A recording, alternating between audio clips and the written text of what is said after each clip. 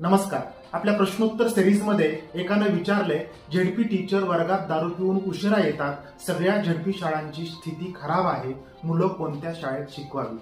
पहिल्यांदा तर मी या महाशयांना सुचवू इच्छितो की एकदा दोन्ही डोळे उघडे ठेवून संपूर्ण महाराष्ट्रभर जर सर्वे केला तर तुमच्या लक्षात येईल अत्यंत प्रतिकूल परिस्थितीमध्ये, अत्यंत कमी साधनामध्ये झेडपी टीचर आपल्या लेकरांचं भवितव्य घडवण्यासाठी जीवाचं रान करत असतो. अपवाद कोणत्या क्षेत्रात नाही, प्रत्येक क्षेत्रात असतात.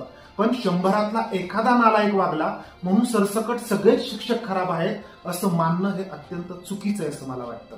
अहो, इलेक्शन पासून जनगणनेपर्यंत आणि पोषण आहारापासून लसीकरणापर्यंत किती आणि काय काय प्रकारची शालाबाह्य कामं शिक्षकांना करावी लागतात, तरी सुद्धा ज्ञानदानाचं काम तेवढ्याच तळमळीनं करणारा झेडपीचा शिक्षक असतो.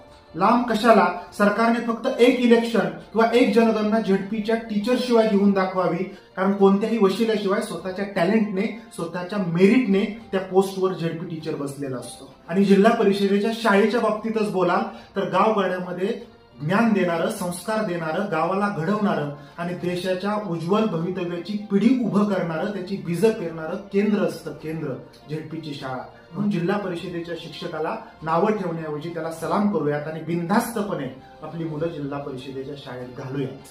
तुम्हाला काय वाटतं? जरूर.